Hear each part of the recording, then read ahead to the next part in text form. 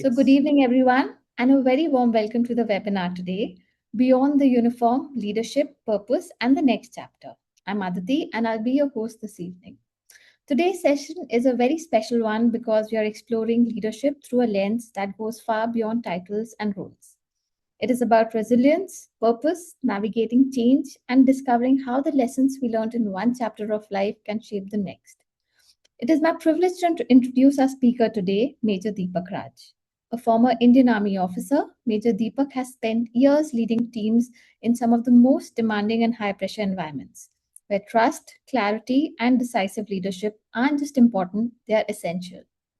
Today, he is a leadership strategist, executive coach, and a systemic team coach with over 25 years of experience helping leaders and organizations build high performing teams, foster collaboration, and create cultures where people can thrive.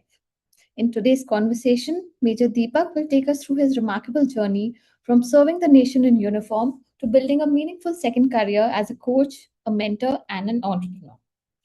Please join me in giving a very warm welcome to Major Deepak Raj, and over to you, Major Deepak. Thank you, everyone. Thank you, Aditi. Thank you, CTT. Are we good to start, or we wait for a few more minutes? I think it's still coming I think in. we're good to start. We're good to start. Good to People will start? keep joining in. Yes. All right. All right. Once again, thanks a lot for everyone, CTT in particular, and the community. It is like an extension of the family here. So in ways, it looks like an open space for me. And the format is very simple here. Staying true to the coaching community out here, I would just be speaking about 20% of my time, where I'll be inviting the audience to speak more about what is coming up for them. One is that. And second, I have few stories to narrate. Since it comes from the defense background, I'll narrate a few stories and the lessons that I drew from them and how it has shaped my career thereafter. And finally, circling back to what we are doing at this point. So let me start with the question. Before that, let me share this slide first. And please let me know if it is visible. 1 second, give me a sec. All right, is it visible? Yes, we can see the screen. You can see the screen. Thank you so much. Okay, so this is a question for the audience. And I would invite you to share your reflection on this. When you think of the army, what comes to your mind? Anyone can go for it. Discipline and sacrifice. Thank you. What else? Someone in the chat says character. Character. Okay. Sacrifice. Discipline, sacrifice, character. Right. Dedication. Right. Dedication. Okay. What else? Pride. Pride, characters, sacrifice. What else? Any? I think daring, risk taking, and Okay. I think never give up attitude, resiliency are the major things Okay. from my viewpoint. Okay. Never give up attitude, resilience. Okay. Structure comes to my mind. Structure also comes to your mind. Okay. Sounds good to me. Okay. What if I said it is 80% of what we do in the army is only about, not even 80%, if I say 100% of the time that we do is, it's only about understanding people, the potential, and their aspirations. It doesn't have to do anything with strategy, planning, structure, discipline. It all has to do only with understanding your people, their aspirations, and their potential. What comes to mind when I say that? Anyone can go for this. Leadership. Okay. I think this has never occurred to me that army, like 100% of it is understanding people. So that's a very. Thanks for that insight, Aditi. I think motivating and inspiring people.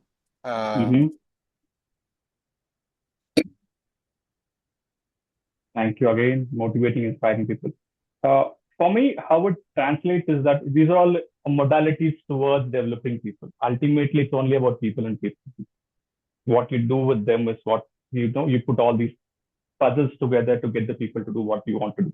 That's how it is. So let me start narrating with a small story. Are you open for a story now? Lived example of mine. Can I see Yes. some thumbs ups and whatever that is? All right, let's go for this. Uh, Imagine uh, we are in the thick of a battle there. When I say battle, these are in militant-prone area, and we've been fighting there. And there are multiple militant groups here throughout your day in day out. You're fighting with them. And one fine day, we get a call from one of the groups, and routed through the government of India that you have to go for a peace negotiation. So it came as a surprise for us that we had to go and talk with them, negotiate with them, and then sit with them and understand as to what the requirements and then come and feed it back to the government. So I was okay for the challenge. So myself, a team of 20 along with me, myself, my JCU, and a team of 20, we go to that particular place. Uh, we we go into thick of jungle for almost 8 to 10 kilometers. We cover the distance, a certain meeting point, and we come face to face with those militant groups standing there. And the difference between them and us, they're completely covered. The faces are covered with weapons on their bodies, and then all the armor they carry. And then it takes about half an hour for us to establish contact with them. The first move, it can always be a double-edged sword. So you have to weigh in as to whether you want to actually go in or not. So after doing all that work for almost a week or 10 days, we finally are that particular place wherein we have established contact with them. And then finally we need to speak to them. It was not that easy. So what typically happens there is that there's one person who walks across, and I am standing there. He comes to me and says that, sir, my boss or other, my leader wants to speak with you. I said, okay, get him here, let's speak. And then he comes across and speaks with me, and he says this, that this is not the place where we'll have negotiation. We'll have to come to our outpost. And I said, okay, that sounds good. Where is that? He says, we will not tell you the location, but we will take you there. I said, okay, let's go. Then he says, for that, some conditions have to be met. And I said, okay, what are the conditions?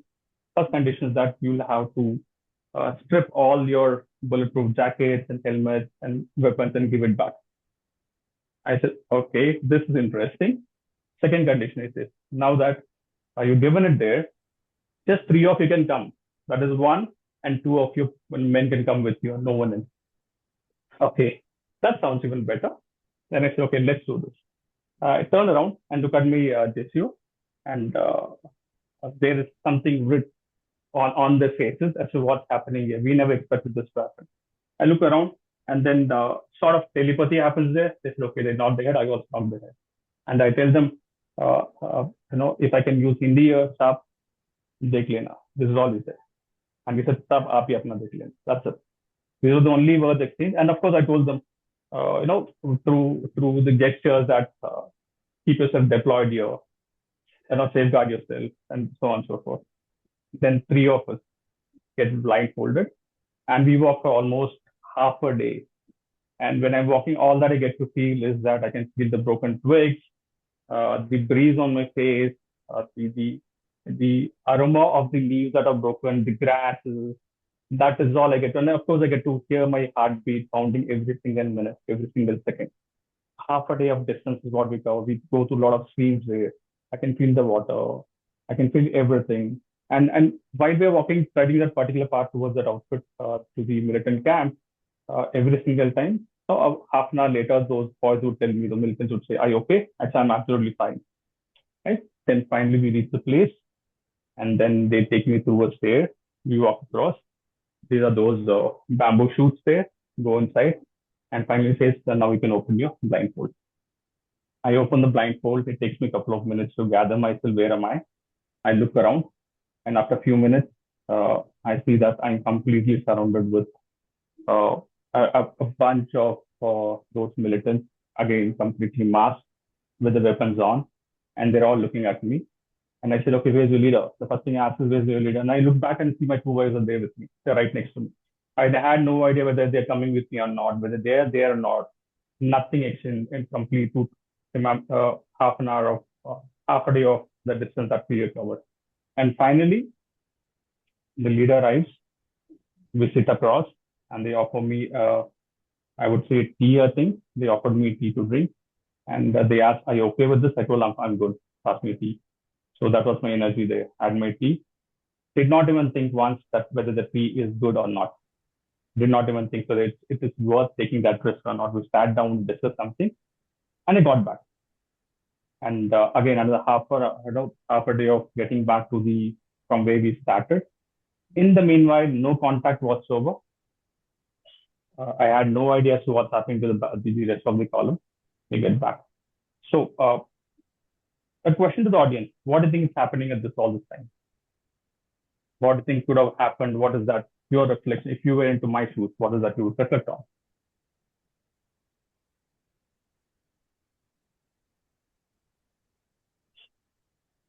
And if you were expecting that we had opened some fire and so on and so forth, we did not open. We went for negotiations here. So I'm inviting you all to just to reflect as to what you think would have happened there, or what are the lessons that you could draw out of this particular experience.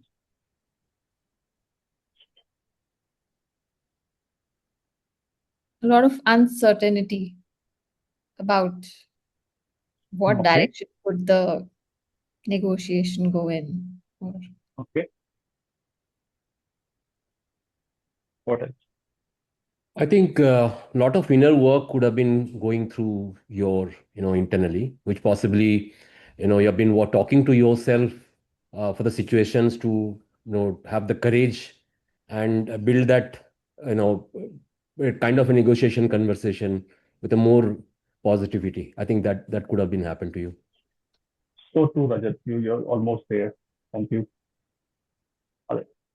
Yeah, I Let me would take like you to out. probably add to what Rajat was saying. Like, I've been very curious. I heard your story is what emotions you were going through. How did you regulate or manage them during those few hours when you were blindfolded? Which means, there's no direction. There's uncertainty to what Aditi was saying, right? But how did you manage or regulate your emotions? And something that made me curious as you were speaking. I'll cover that, Vinod. I think thanks for pointing it out. Thanks for that. All right, let me take it on from here. I think you're all on your own. That is one thing, and and then probably I can see that definitely there must be a feeling of while you are a leader and you are doing a very important task. Where am I in this whole thing? Kind of thing. I mean, it is definitely a slight lack of direction, completely exposed to the elements. I'm able to visualize that, but I know, knowing you, sir, that you may have a very different bandwidth. Just wanting to hear from you. Thanks. Vinod. We are all the same. Uh, the reflection would be different. That's all. We are all the same. So let me cover this here. All right. The three profound reflections that came across to me in my own chambers there was like, uh, trust before authority. I'm not speaking about myself here. I'm speaking about my troops there who had come with me with the complete trust on me, saying that, okay, my officer is there to lead me through. And what if the situation changes there? So they had the choice to say no to it at that particular moment. I had all the authority to tell them that you have to come with me. I took a chance there. They just, all they did is to come across with me. That is like higher form of what do you say, camaraderie there. That's something beyond. I still try to comprehend as to what happened there. All they said is, okay, we are going, and we had very little exchange of thoughts or words there. So it all boils down to trust before authority. Authority will come and go, but how much do I trust one another? I think that's what we continue to do as coaches as well. When we are trying to have those conversations, how much are you trustworthy? How much I can give you that particular space? It happened there, but then in a different format. That is one. Second, how is that built? I think it's all has to do with creating psychological safety within disciplined environments. For a fact, I know that my troops will back me at any cost. Likewise, for a fact, they know that I will back them at any cost. That kind of a psychological safety can come only in these kind of conditions. It cannot come when everything is good. You need to create those conditions where we feel safe with one another. In many ways, I also call this that the military is very democratic way of functioning. It might seem very contrary to what the world understands, but very democratic way. I can go across my screen and speak anything and come back. Likewise, my senior can call me also, pull up and then say, okay, this is not done. So is my juniors. They can come to me and say, I don't like the way you did this. So that kind of a psychological safety can happen only if you have that extreme amount of trust. That's one. Third, rightly brought up by one of you here, reading emotions under pressure. And you have split seconds to take the decision there. It doesn't give you too much of time to react. So these are the three things that came to me post this operation. And and uh, as I summarize this particular slide here, the uniform gave me responsibility, but I think the people gave me the meaning as to what I was doing. So this is something I learned from this particular operation. Of course, the operation was successful. We came back and they got into negotiations with the union government, and the peace deal was done. So happy ending, so to say, but then a profound learning for me as a leader there. Are we good for another round of story here? Should we? Yes. But, can I see the highs or I can't see any reactions? All right, thank you. All right, okay. This particular story happened again in the thick of a battle. Every week we used to establish contacts. I'm speaking in a place called Manipur. I'm sure most of you are aware as to what's happening now. It was the same when I was serving way back in 2003. So every single day contact, every single day firefight, every single day there is something or other actions happening, and then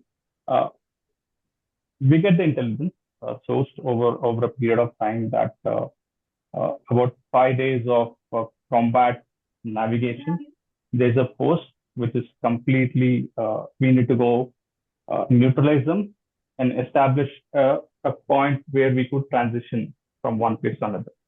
That was the mission that was given to us. So we planned for that and we launched it.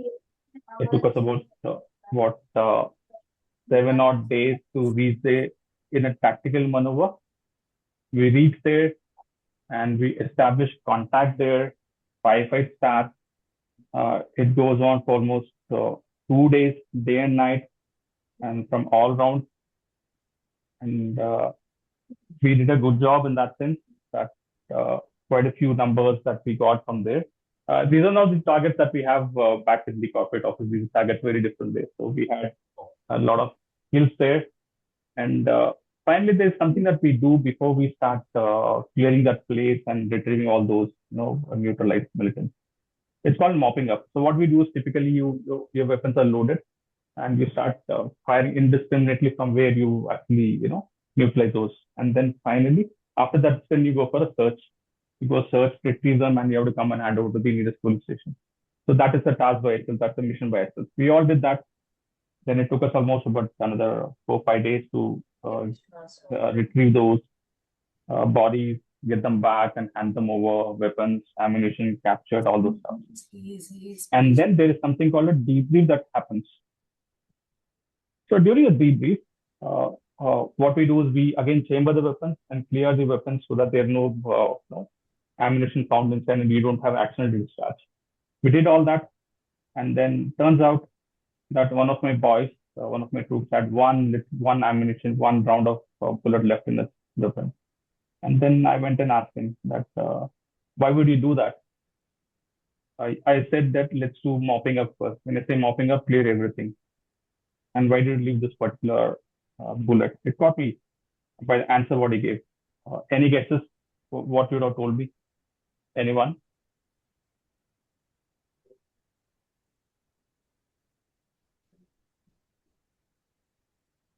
All right. Should I say? There's a Yeah, please question go in ahead.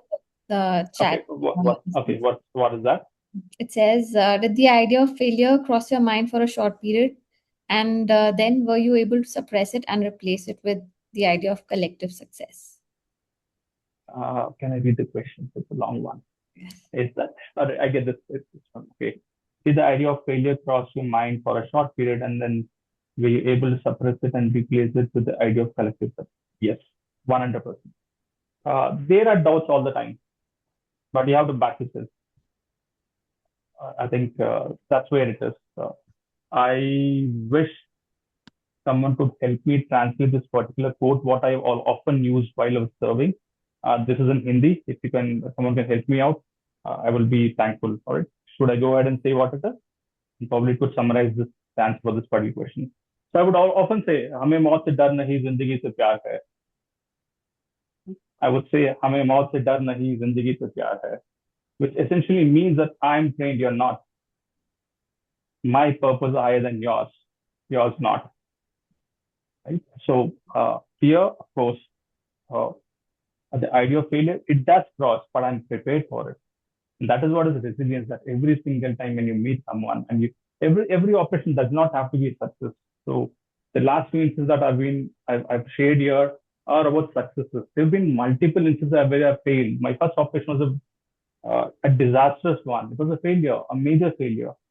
My second was a failure. It took me so much of time to come to a place where, okay, this is where I operate. So to get that, you have to persist. You have to wait for that. You have to give it that much of time for yourself. You have to practice. It's an art. It's a craft. You have to practice it. So if you ask me, failure throws it probably all the time. But how do you suppress it? Makes a difference. How much resilience can you build around that? How many times you can bounce back? That makes all the difference. So resilience works. It's an antidote that you need to carry with you all the time, be it in the combat or be it in the civil. There's another question. There's Mhm. another question in the chat room. Do you want to take it now? I'll just read out the question to you. Yeah. If you want to take it at the end, we can do that. So I think I will take the question with the later part of it. Yeah, I think there's I'll some more keep to cover, and then I'll keep a note of it. Thanks, Aditi. Thank you. So all right. So this particular thing, the bullet part, that one boy had one single one. Right? We were exhausted. I mean, the body was giving up. There was brain fade. Spirits were okay, but then you still had to do the operation. Finally, we finished off and come back, and then during the debrief, when he said this, it caught me, on my back foot. 3 lessons that I could draw from that particular incident. You know what he told me? He told me, what if we were getting intercepts in between. There are a few more militants hold up, and they were looking for reinforcements. So we were getting it, but we were also in a hurry to mop it up and then come back because we were running short of ammunition. 2 days of firefight, you don't really carry so much on your body. At best I would carry about 200 odd rounds with me, and then that you have to regulate it in a way that you can capture that particular. You bring that vision to fruition. So you have to be very very clear. So when he said this, it caught me by surprise. The first thing it let me, okay, what is leading under fire? I never told them that you have to keep that bullet in your chamber for the last man and the last militant. I never told them. But that is decision making. You train all your life for that one particular decision, which is very critical, which is monumental. If you don't take it, it can be disastrous for not just for you, but for everyone. That is leading under fire. He was in the food chain. That particular boy, that particular group of mine, was the lowest in the food chain. I recruit all of about 6 months into service, but that's presence of mind. That's leading under fire, right? So the last question that we had, moment of doubt. Yes, of course, there are a lot of doubts that teach. What happens? What is this? What happens with that? But then you have to realize authority alone cannot move people. A prelude to this particular operation is that just before we started the operation, one of my troops had a gunshot wound, an accidental discharge, and that will completely destroy the morale of the troops. But still, we went ahead with that particular operation. It is also called a bad omen. That's it. Just before you start the operation, if someone gets wounded, you don't really have the vibes say it all that okay, something's going to happen bad there, but still you have to go. So second part is they were housekeeping in written large, but then the mission was to free. So that is there. And third, in the debriefing, typically when someone says that who's not obeyed my orders, when I said the orders were very clear, let's do mopping up. That means every single bullet had to be fired. He was left with one. You don't pull up someone, right? You have to debrief someone that this is not the way you operate or this is the way you operate without destroying the confidence of the person. That's very critical. So if you recall, the first thing I said, military or the army is all about people. So our work as leaders is to enable them to the next level and not destroy them. So debriefing as a tool is to build the confidence and not to destroy them. So that was another major shift for me, the shift from obedience to ownership. It does not come otherwise. So two stories so far. How's it going for you all? How's it going for your college here? Anything that you want to ask, anything that you want to say before I jump into the second part of my life? So every sentence you utter, you start thinking a lot, and so many thoughts are coming. It's like clouded with so many options. So when you ask a question, I'm flooded with thoughts, but I'm holding on to it because there is a fear because. I mean, for example, I'm tempted to say that I'm blank. I'm just, choked. Those kind of answers are there. So I guess a lot to learn from your incidents that you are narrating. Thank you, Chandra. Thanks for echoing that. We continue to do that in different formats and different ecosystems. Okay, so jumping forward. All right. So what happens in the making of an officer or a leader here? I call it self-mastery and quiet courage. As an officer, as a post commander, it's a very solitary life. You might be operating with your troops 24 bar 7, but end of the day, the ownership and accountability lies with you.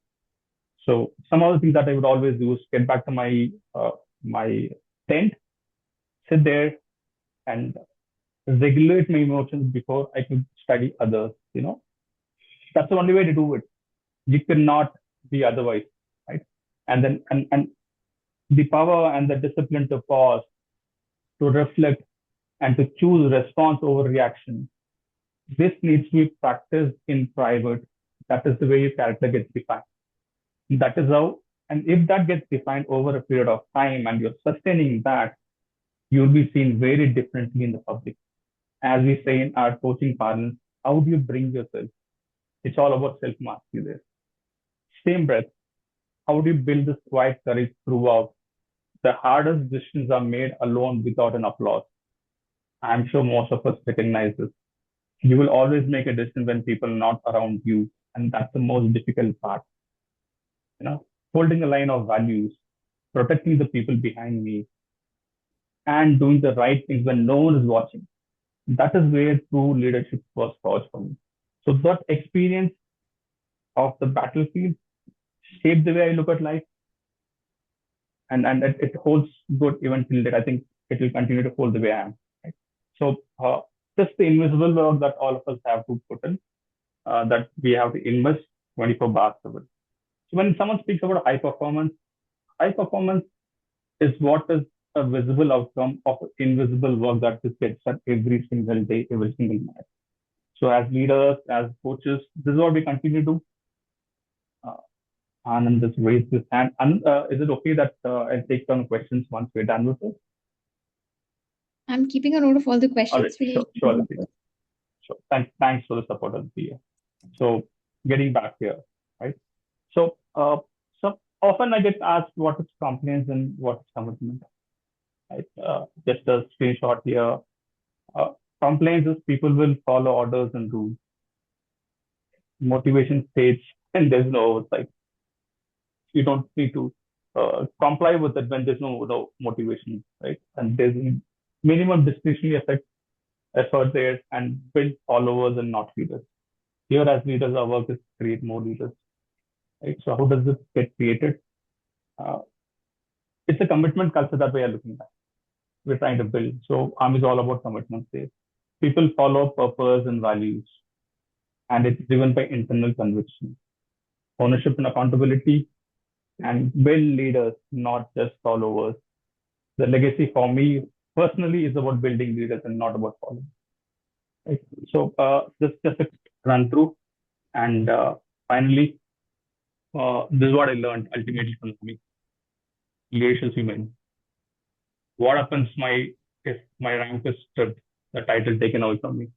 What remains in me? Right? The most enduring leadership truth fought in the battlefield is people do not follow positions, they follow your presence. leadership is not a role that is given; it's a relationship that we earn. So this is my story about the battlefield, and then enduring one. Uh, the When I say when enduring, uh, I think that was my prime time, and that little experience that I carried forced me good even till date. So, so a question for all of us here. Maybe you can think with your free time, reflect on this. Have you ever watched someone perform far beyond expectations simply because one of you believed in them? How often does it happen? Right? I have another question here. Think about your own teams. Do they comply or are they committed? And how do you build that commitment? So, jumping on, this was the first phase of my life. And after relinquishing commission, I was in search of something more meaningful. Although I knew that my North Star is very clear, it's all about people. But I was looking for something more meaningful. So come down the civil streets, join a multinational which is into selling insurance, uh, boring job. I was handling a branch for them. And I never liked that one bit, and I was constantly searching as to what does I do, how do I bring this rich experience that I carry from the armed forces and then help these leaders grow. You know? So as Lakuda had it, I got to do this translating military leadership into experiential learning. Uh, that came pretty easy for me when I say translating. The battlefield taught me high performances are never accidental. And I carried those lessons into experiential learning, simulating experiences that would enable individuals and to experience trust, to experience shared purpose, collaboration, collective accountability, and which I feel is a foundation for building high performance teams. So that's what I got to do. A smaller shift, but a larger purpose. They had a uniform. I had to lead there. Okay, I didn't have to do anything. All I had to do was to translate my identity of leader to give them performance or give them an experience. All I had to do is simulate experience. Just put it forward, have a problem statement, uh, uh, push them through a little bit of motivation here and there, a little bit of inspiration here and there. They would do brilliant work. They would come out with better results.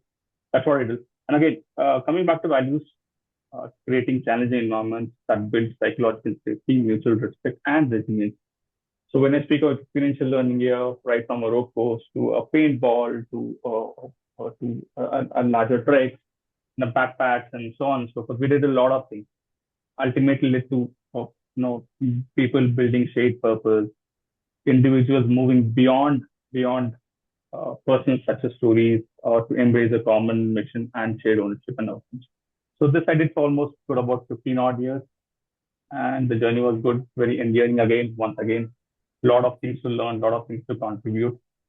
And I set up multiple institutions. When I say institutions, right from the start, set up institutions and then did a lot of work with a lot of multinationals for almost 15 odd years. Every weekend I will be doing some of the other program and weekdays of sitting and designing. That kept me occupied. A lot to learn from the corporate. I never did any corporate work outside of the army.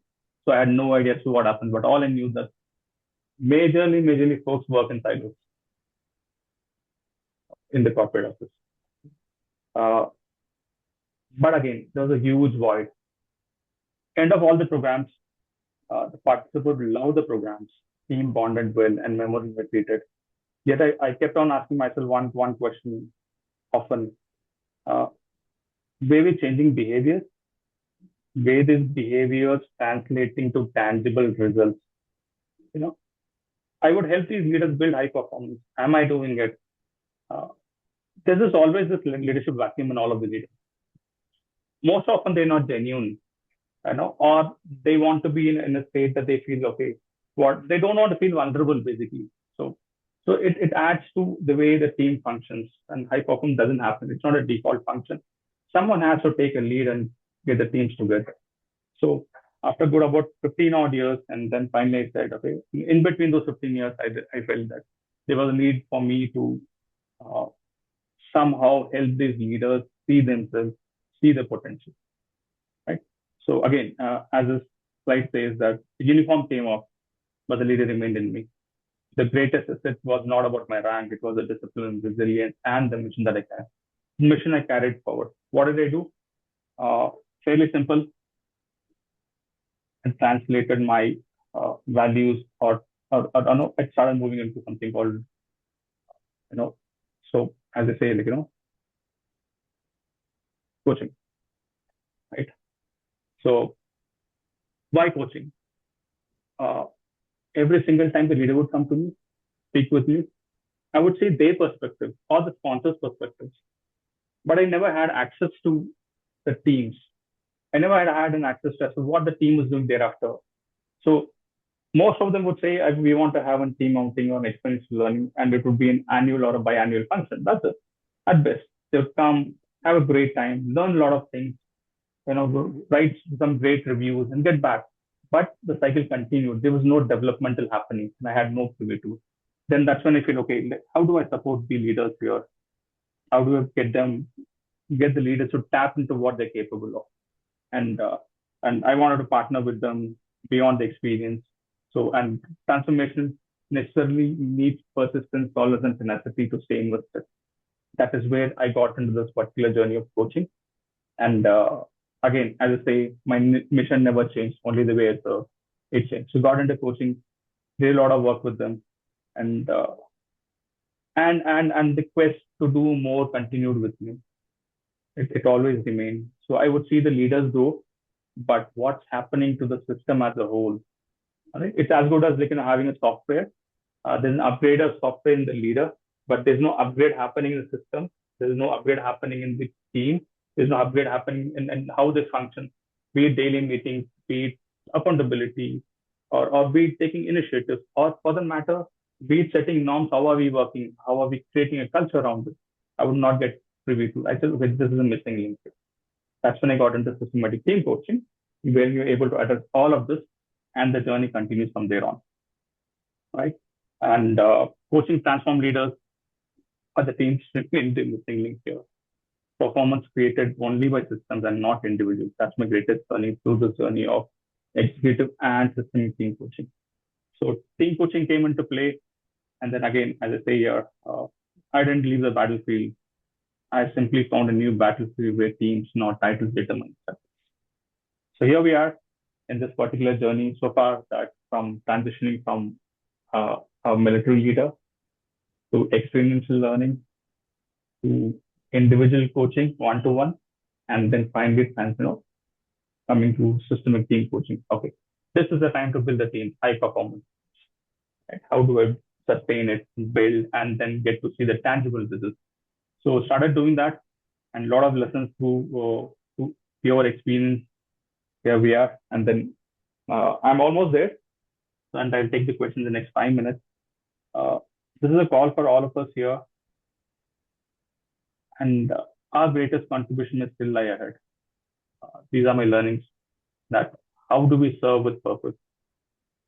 How do we develop potential? How do we create leaders? How do we leave a legacy?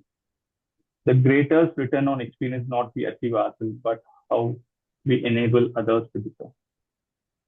So these are the lessons. And circling it back, so coaching did not happen by, coaching was a manifestation, I feel, if you ask me. There were these moments I would always coach my team while serving in the battlefield till now. So all these elements of coaching, the ability to create those safe space, ability to listen to them, ability to pick those nuances, the emotions, and create the trust between. That is what has helped me so far, and I'm loving every bit of this particular journey.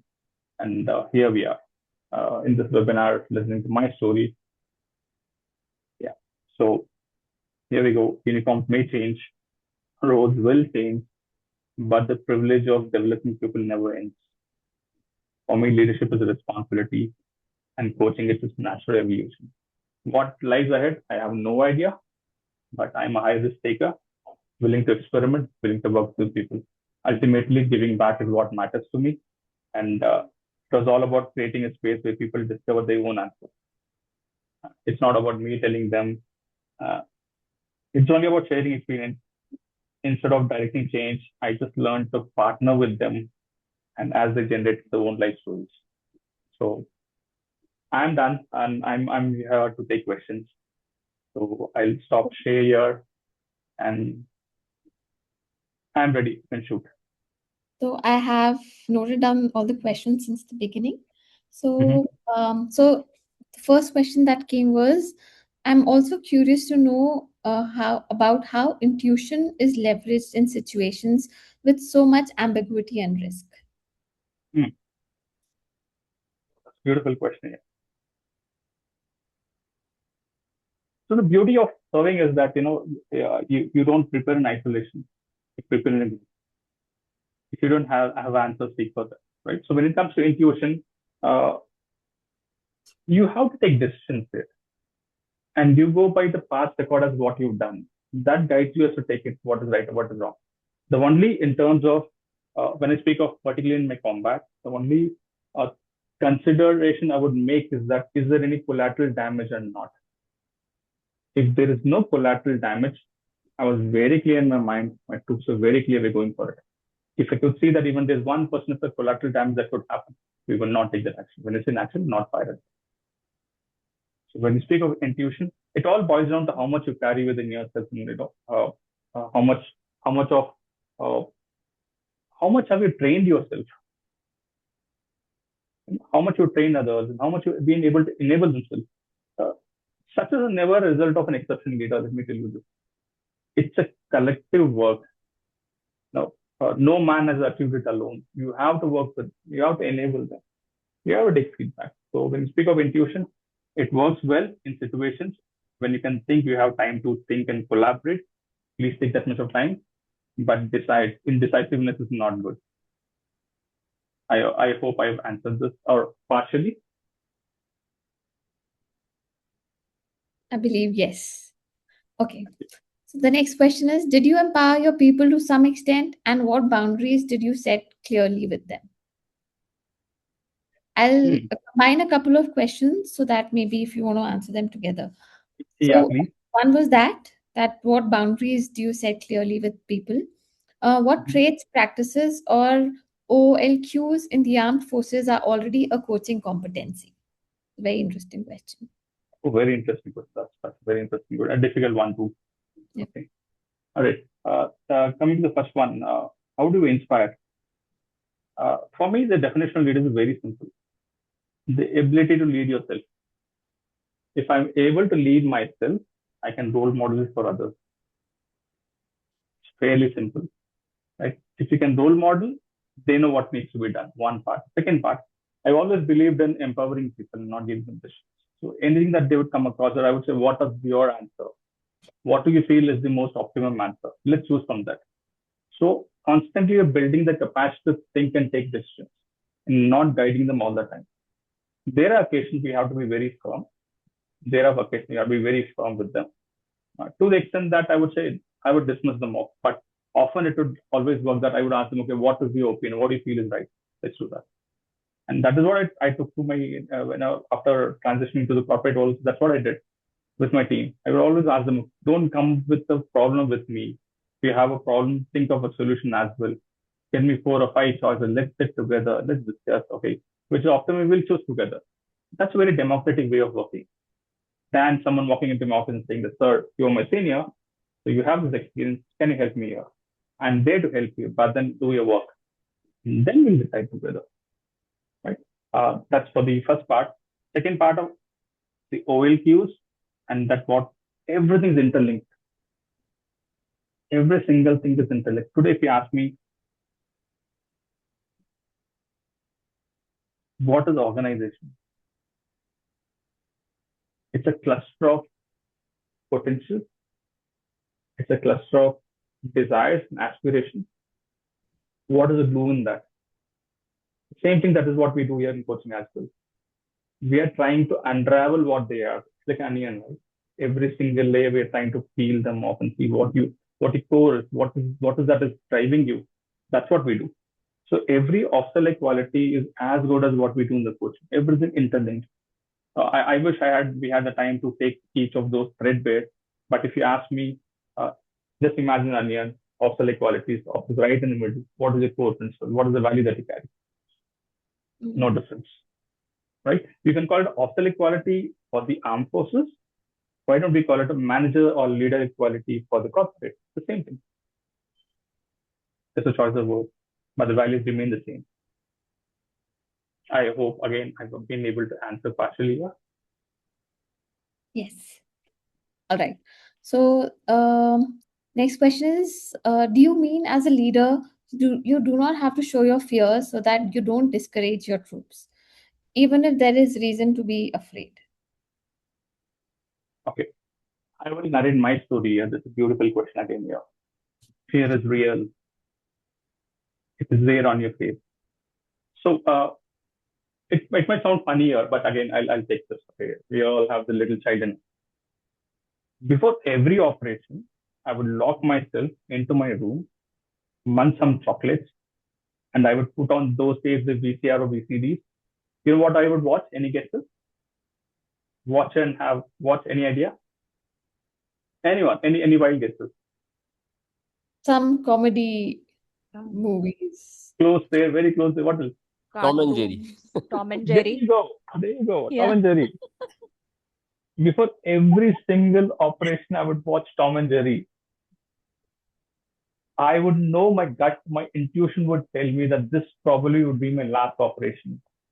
But I have to lead them. I will lead them to success, to fruition. I will ensure we come back safely. We go mission accomplished, we come back and celebrate. But before that, I had to take that, I have to regulate myself, my emotions. I would watch Tom and Jerry, laugh it out, and next minute I'm ready for that.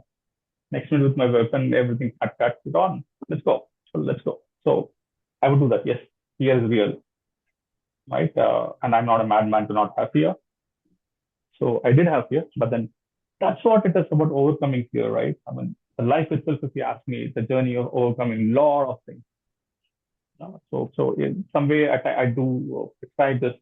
If you understand life, you understand work. So for me, fear is essential. It's a good driver. It motivates to do more. It pushes you to do more, and that more is what keeps you safe and thriving. So fear is important. Fear is real, and I face fear. I still continue to face. So, but then how do you come across defines your character. Thanks for the question. All right. So we have 10 minutes left and a couple of more questions. So, for such tough combat missions, are the crack teams handpicked or all troops are equally competent? The examples relate to such stuff, like the examples that you gave from that. I'll deal with it differently. So as far as the training is concerned, everyone's trained in all the weapons, right? So in our parlance, they're all generalists in that sense. They have a certain amount of proficiency in handling weapons, right? Tactics very similar in nature for all of us, right? We both the at the higher the strategic level and the micro tactics, it's all very similar. We all train together. We understand the movements, we understand the gestures, we understand how swift, who's good, who's not. We understand all of that. And we do a lot of drills together. So that comes very, very handy, the last minute. One part is that. Second part is that, like any team, even the combat teams are complementary. You need to carry different weapons. You need to have different people. Someone is good at, let's say, assault weapon. Someone is not good at assault weapon. But then how do you get them together and make the best out of them? That defines. I wish we had the luxury of all that you wanted to carry with yourself. You may not have. If I were to take an example of like lived experience here,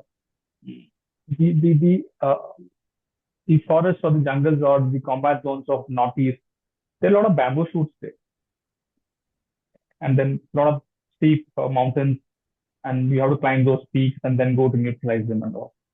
So I did get called up by one of my seniors once during one of the operations why I'm not carrying a rocket launcher. But rocket launcher could not have operated there because of the conditions, the backfire, the range, and the backblast. And if I would fire a rocket launcher, just go through and through into the bamboo shoots. What would you do? You just can't use it. So When you speak of combat teams, you need to be careful as to whom you're picking, who's part of the team, and what specialization they carry. If someone gets injured, someone gets neutralized, you have the other members to take care of that particular position. That's why I said it's both a generalist and also specialist practice. It's depending on the teams, depending on the mission, you'll always choose the best of the men to go along with you.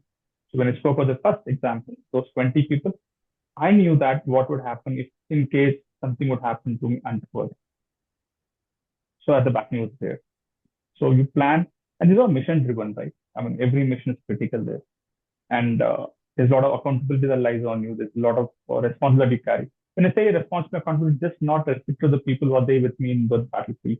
I'm speaking of the extended family and the generation thereof. To change the course of generation. So you have to be absolutely clear in your mind and in your heart as to what you're going through. So both works. You have to be very clear as to whom you are picking, or your core team, and your reinforcements. They are also critically important. What if you need to have a reinforcement? Who comes back? Who backs you up? And how do you go on from there? So the language, the channels of communication, smaller things, everything matters. Every single, so there are two things. One is the strategy level you're working, and also the attention for minor details. So as a leader, you have to be an overall, you have to be all rounder, like an all rounder in a cricket field. Likewise, you have to be an all rounder here also. And then the presence of mind and the situation awareness helps you a lot. So we train every single thing that it becomes second nature for them, and that we're not wanting at the last minute. So we have two things here. We call it the warning order and the detail order. When you speak of an warning order, I would say, okay, so-and-so time, so-and-so place, we are going for a raid. That's it. The troops should know who's going, who's not going, what they need to carry, both in ammunition and administration. And then I'll come back to it, have done started off my work, and sit with a map and tell them, this is the point of entry, this is the point of exit.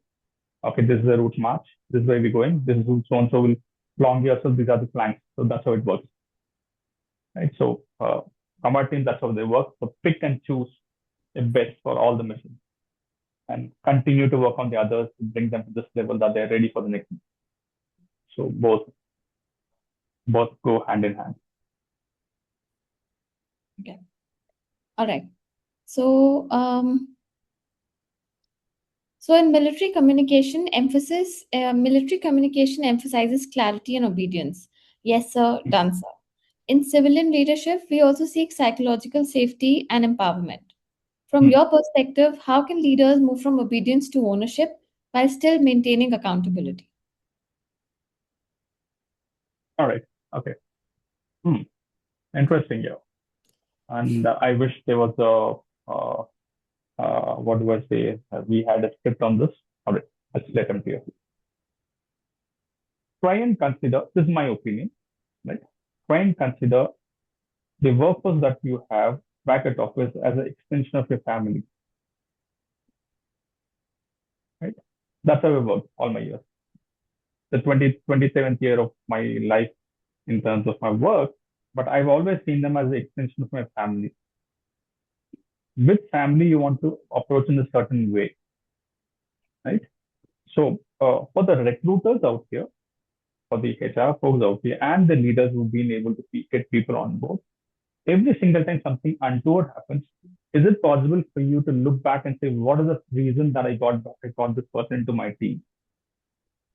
You have to search for that extra meaning. What else can we do with this particular person? I've got them, and that is my responsibility.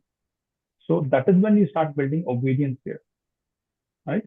So when I say obedience, it has to be very organically developed. It has to come from within. You cannot demand.